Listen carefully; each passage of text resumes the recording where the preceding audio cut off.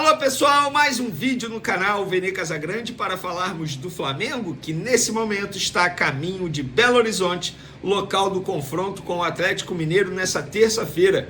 Jogo que pode dar o título do Campeonato Brasileiro para o Flamengo, galera. Pois é. Será que por conta disso teremos força máxima do Flamengo para pegar o Atlético Mineiro, já que no sábado tem uma final de Libertadores? Como é que Felipe Luiz vai fazer? Temos a lista de relacionados, a gente vai trazer aqui para vocês. Já adianto, spoilerzinho aí para vocês. 3 desfalques. Quem são os desfalques? A gente vai contar. Tem também dirigente do Atlético Mineiro convocando a torcida do Galo. Parece que o time mineiro não quer ver o Flamengo novamente campeão dentro da Arena MRV. Lembrando, o Flamengo é o único time que conseguiu ser campeão na Arena MRV até o momento, estádio do Atlético Mineiro.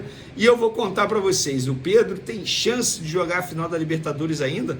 Muita gente me perguntando isso nas ruas e também nas redes sociais. E eu vou contar um bastidor envolvendo o Rossi que vocês vão gostar. Isso tudo e muito mais no vídeo agora, mas antes, gostaria de pedir para você se inscrever no canal, soltar o dedo no like, ativar a notificação e também compartilhar esse vídeo com os amigos, com as amigas, e assim o canal Vene Casagrande, vai crescendo como o time do técnico Felipe Luiz, que vem crescendo muito de produção. E eu já vou começar falando da lista de relacionados do Flamengo para pegar o Atlético Mineiro nessa terça-feira, repito, o jogo que pode dar o título ao Flamengo do Brasileirão. Olha, vou te falar, ficou ninguém não, hein? Alexandro, Ayrton Lucas, Bruno Henrique, Carrascal, Danilo, De Arrascaeta, De La Cruz, Diogo Alves, Emerson Royal, Eric Pulgar, Everton Cebolinha, Everton Araújo, Guilherme Varela, Jorginho, Juninho, Luiz Araújo, Léo Pereira, Matheus Cunha, Michael, Gonzalo Plata, Rossi, Samuel Lino, Saul e o Wallace. Esses são os relacionados.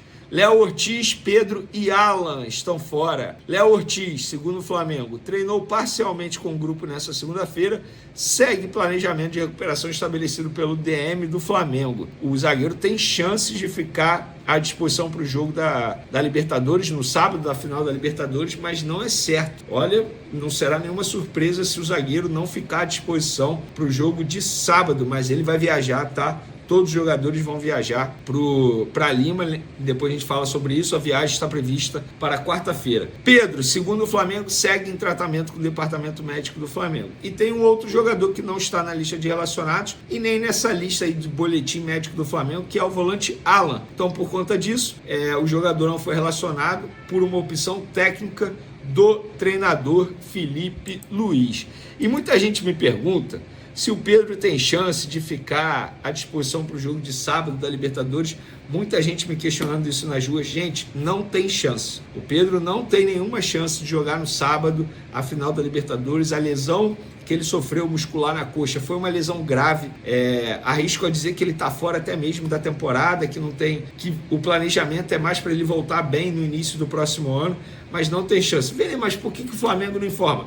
O Flamengo não vai dar arma ao adversário, vai, entre aspas, levar essa dúvida até o minuto final. E a gente sabe que faz parte da estratégia, mas o Pedro nos bastidores não tem nenhuma chance. Todo mundo ali no entorno do Pedro já sabe disso. A grande dúvida é quando ele voltará no ano que vem, se já vai ser na primeira rodada do Campeonato Brasileiro. Sim, o Campeonato Brasileiro ano que vem começa em janeiro, tá, pessoal? Vamos lá. Vou contar um bastidor aqui envolvendo o Rossi, para vocês entenderem como é importante o papel da apuração no jornalismo. Vocês vão se recordar que eu fui o primeiro, na verdade o único, a publicar a foto do Pedro realizando exames no hospital. Vocês lembram disso? Publiquei essa foto depois de uma apuração extremamente difícil e complicada, porque não foi fácil descobrir o motivo dele ter ido lá, embora muita gente tivesse achado que ele tinha ido por conta do braço, para fazer uma revisão, e não. Ele foi fazer exames médicos, tanto é que a gente trouxe tudo bem detalhado. A mesma fonte me mandou uma foto do Rossi, no sábado pela manhã, no mesmo hospital. E aí eu recebi a foto do Rossi, só que dessa vez a foto veio em visualização única no WhatsApp, e aí fui apurar. Qualquer pessoa que não tivesse o mínimo de cuidado ou que fosse ansiosa para poder publicar a informação, teria publicado essa informação. Por quê? A fonte era a mesma, fonte confiável, o hospital era o mesmo, e a pessoa me mandou foto visualização única porque uma outra pessoa aparecia na foto, então todo mundo ia saber quem tinha tirado a foto. Enfim, No fim das contas, qual foi a minha apuração? Que o Rossi tinha ido de fato ao hospital, mas não por causa dele. Foi levar o filhinho para fazer exame de sangue, algo que já estava previsto. Imagina se fosse um responsável que tivesse recebido a foto, que teria publicado o que teria causado no ambiente do Flamengo. Então, pessoal, estou contando esses bastidores porque eu sei que muita gente que me assiste aí tem a vontade e o sonho de ser jornalista e muita gente vive me perguntando dicas e tal. A dica que eu dou: não seja ansioso, afoito para publicar uma informação. Apure até o limite final. E se você não tiver certeza do que está acontecendo, não publique a informação. E foi isso que aconteceu. Estou trazendo esse bastidor aqui porque eu sei que muita gente gosta desses bastidores. Dito isso, o Flamengo encara o Atlético Mineiro nessa terça-feira. Eu, particularmente, não teria levado para viagem nem Rossi, nem Jorginho, nem Arrascaeta. Eu teria deixado esses três no Rio de Janeiro, focados na final da Libertadores. Brincadeiras à parte, eu não escalaria esses três como titulares no jogo dessa terça-feira. Grama sintética, o Rossi, o substituto dele, está longe de ser a altura dele. Jorginho e Arrascaeta são os dois jogadores mais importantes do time, sem sombra de dúvidas. Botar em nível aí, primeiro o Arrascaeta, que é o melhor jogador do futebol sul-americano atualmente, depois o Jorginho. Esses dois jogadores, para mim, tinham que ser preservados. Pelo menos é a minha concepção. Eu quero saber qual é a opinião de vocês, qual time vocês escalariam. Eu pouparia o Varela também, que para mim é um jogador que é titular absoluto na lateral direita.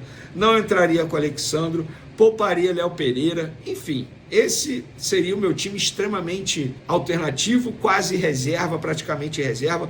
Botaria o Gonzalo Plata, que já não vai jogar a final da Libertadores mesmo, então joga nesse jogo. Inclusive, ele fez gol em cima do Atlético Mineiro naquele título da Copa do Brasil dentro da Arena MRV.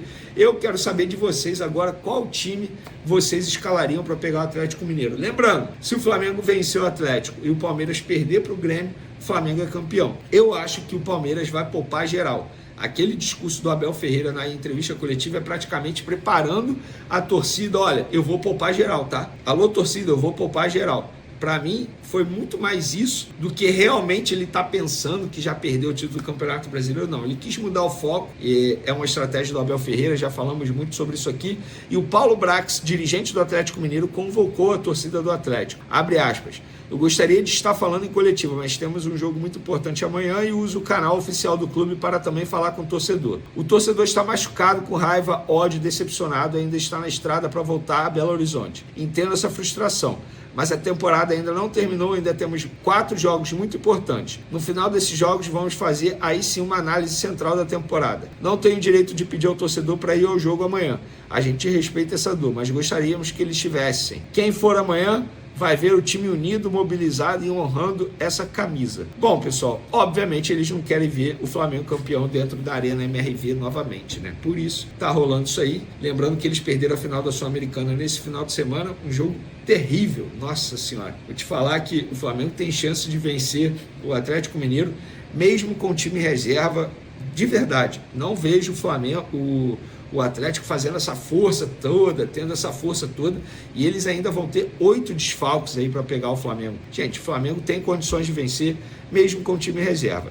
Mas, sem mais delongas aí, quero saber de vocês. Qual time tem que entrar em campo nessa terça-feira para pegar o Atlético Mineiro? Eu pergunto isso porque no sábado, daqui a 3, 4 dias, tem uma final de Libertadores contra o Palmeiras lá em Lima. Lembrando também, pessoal, o Flamengo vai para Belo Horizonte, volta para o Rio de Janeiro depois do jogo e amanhã tem a Aerofly, hein? Mobilização da torcida do Flamengo aqui no Rio de Janeiro.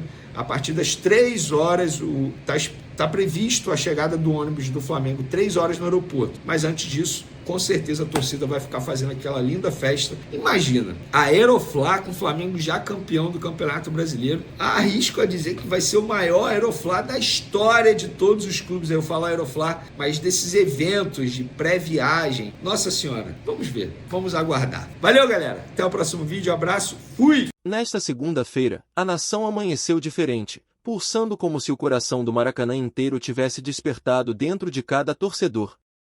A semana decisiva começou, e o Flamengo embarca para Belo Horizonte carregando não apenas malas e uniformes, mas uma pressão gigantesca e, ao mesmo tempo, uma confiança que faz tremer qualquer adversário. É como se cada passo dado no aeroporto já anunciasse ao Brasil: o Flamengo está vivo, está forte e está pronto para brigar por tudo. A torcida sabe que esta é a semana em que heróis aparecem, em que ídolos se consolidam e em que a camisa mais pesada do país decide o futuro de um campeonato inteiro, e essa sensação toma as ruas como um vento quente que não para de soprar. O clima dentro do clube também é de absoluta concentração. Treinos fechados, conversas sérias, movimentações coordenadas, tudo dando a impressão de que cada jogador entende o tamanho da responsabilidade que carrega no peito. Felipe Luiz trabalha como um maestro, conduzindo o elenco com calma e inteligência, atento a cada detalhe, ajustando o posicionamento, reforçando mentalidade, garantindo que ninguém esqueça o que está em jogo. A viagem para o Peru já está mapeada, o cronograma está pronto, e a preparação começa antes mesmo de tocar o solo internacional.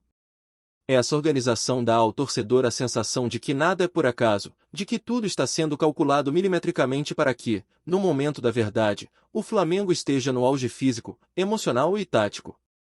E lá fora, do lado de quem vive o clube de longe, a festa já começou.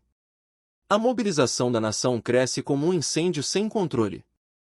Cada esquina do Rio parece carregar um rubro-negro estampado, cada conversa gira em torno do próximo jogo, cada tela de celular vibra com vídeos de lances antigos, lembrando a todos que a história do Flamengo é feita de superação e vitória.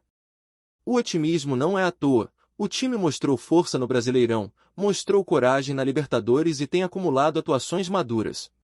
Não é fanfarronice acreditar, é simplesmente reconhecer que quando o Flamengo esquenta, nenhum outro clube consegue acompanhar o ritmo. A imprensa, claro, começa a se render mais uma vez.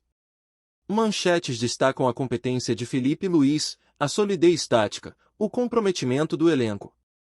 E os comentários internacionais reforçam essa narrativa. O treinador é visto como um fenômeno em ascensão, alguém capaz de liderar um gigante mundial com a serenidade de quem nasceu para estar ali. Isso mexe com o torcedor. Faz a nação caminhar com o peito estufado, com a sensação de que algo grandioso está prestes a acontecer. Não porque é fácil, mas porque a história já mostrou. Quando o Flamengo se organiza, se mobiliza e se concentra, milagres deixam de ser milagres e viram rotina. A Globo também percebeu o tamanho desse momento. Audiências estourando, transmissões com números gigantescos, o país inteiro atento ao que o Flamengo faz. Quando o Flamengo entra em campo, o Brasil para, e os recordes recentes deixaram isso mais claro que nunca.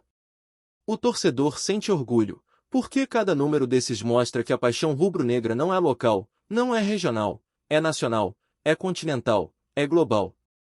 O mundo assiste, o mundo comenta, o mundo sabe que o Flamengo está escrevendo mais um capítulo importante de sua trajetória. Agora, à medida que a semana avança, a tensão boa vai se instalando. O jogo contra o Atlético Mineiro não é só mais um compromisso, é um teste, uma preparação emocional, uma chance de afiar a confiança antes da decisão maior. Se vencer, o Flamengo viaja ainda mais forte. Se sofrer, viaja alerta, ciente de que cada falha precisa virar aprendizado instantâneo. E isso tudo aumenta o drama, a narrativa, a sensação de que tudo está convergindo para um daqueles momentos que definem uma geração de torcedores. E no fim do dia, quando a segunda-feira termina, a sensação que fica é a de que a nação inteira respira o mesmo ar, pensa o mesmo pensamento, sonha o mesmo sonho. A semana começou, o destino está próximo e tudo está se alinhando para que, no momento certo, o Flamengo mostre ao mundo, mais uma vez, por que nasceu para ser gigante. É esse tipo de emoção que só o rubro-negro entende, essa mistura de confiança, ansiedade e orgulho que transforma dias comuns em capítulos de uma história eterna. Hoje foi apenas o começo, e a nação está pronta para viver cada segundo do que vem pela frente.